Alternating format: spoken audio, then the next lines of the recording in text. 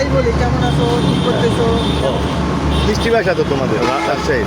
রাজশাহীর মানুষ নোয়াখালীতে। রাজশাহীর মানুষ নোয়াখালীতে জব করতেছে, যাক ভালোই লাগে আলহামদুলিল্লাহ। রয়্যাল ডিস্ট্রিক্টে আসবে। আচ্ছা, নোয়াখালী কেমন লাগে আপনার কাছে? নোয়াখালী ভালো লাগে। নোয়াখালী ভালো লাগে না?